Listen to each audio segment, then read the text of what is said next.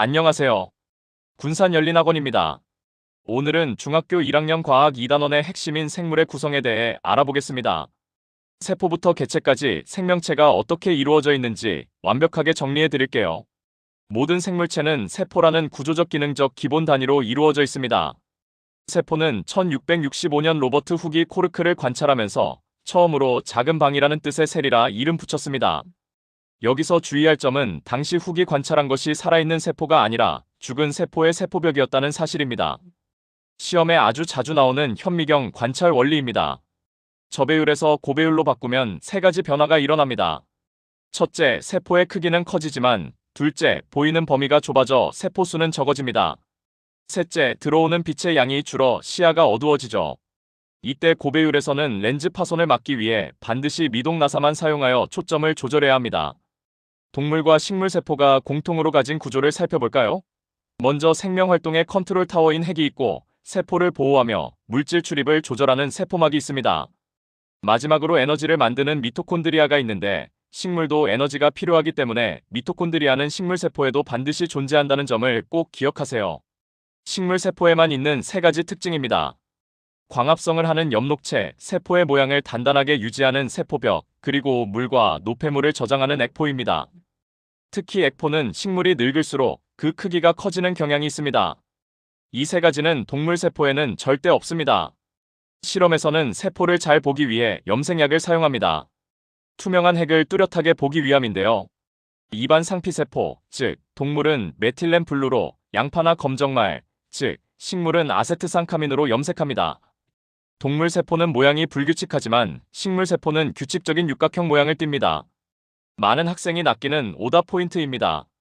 코끼리의 세포는 쥐의 세포보다 훨씬 클까요? 정답은 아니오입니다.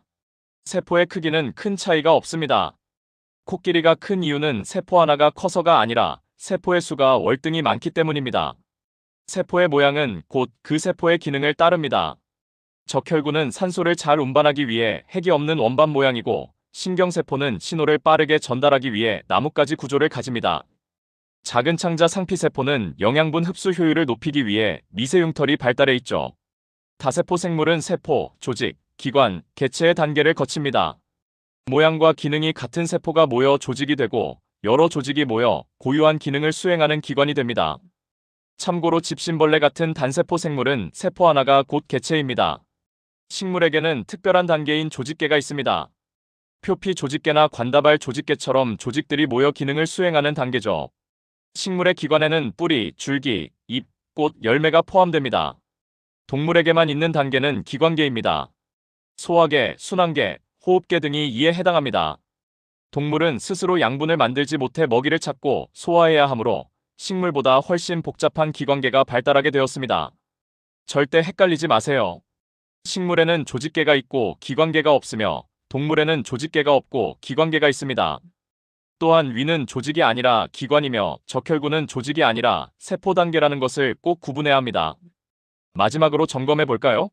빛을 받지 못하는 뿌리세포에는 엽록체가 없습니다. 미토콘드리아는 식물에도 반드시 있고요. 위, 심장, 콩팥은 기관 단계가 맞습니다. 코끼리가 쥐보다 큰 이유는 세포의 수 때문이라는 점, 이제 다들 아시겠죠? 단순 암기보다는 왜를 이해하는 공부가 응용력의 핵심입니다. 기본이 탄탄하면 성적은 반드시 오릅니다. 군산연린학원이 여러분의 과학 만점을 응원합니다.